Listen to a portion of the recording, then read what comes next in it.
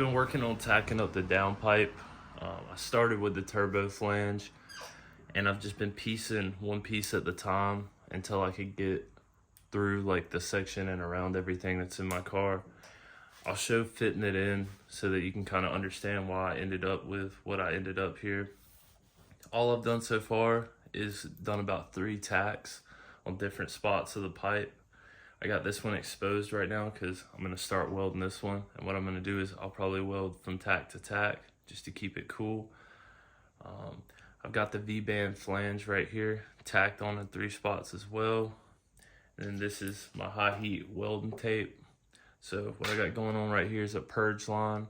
I'm going to just be free flowing argon from the dual regulator through the inside of the pipe and out the top.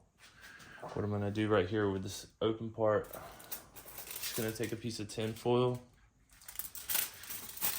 gonna wrap it around it real good, and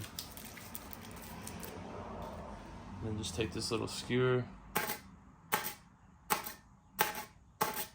poke a few holes in the top. That way it's just gonna constantly purge until it pushes all the oxygen out of the pipe, which is gonna keep all the oxidation off the weld that's on the inside.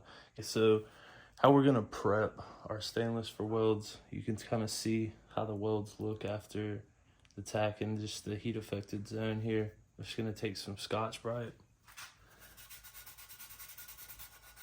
I'm gonna make sure to clean down inside the groove real good. Just gonna work on this.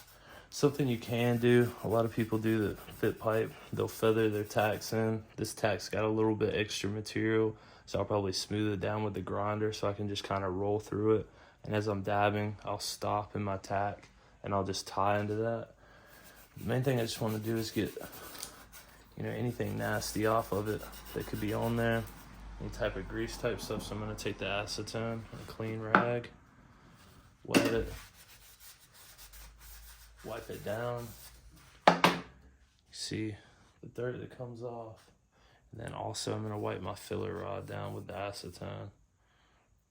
Now it's already been wiped before, so it's not going to show a lot, but if you wipe a fresh stick, it'll leave a lot of black residue, so you always want to clean this. Last thing I'm going to do is sharpen my tungsten down to a pretty fine needle point. Some people have different opinions and preferences of how they want their tungsten, but I like a pretty sharp point. Kind of helps me control my arc.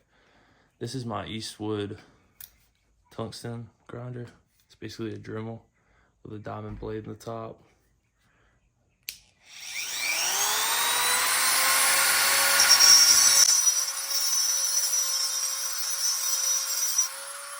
Let's see if I can get this on video. Yep.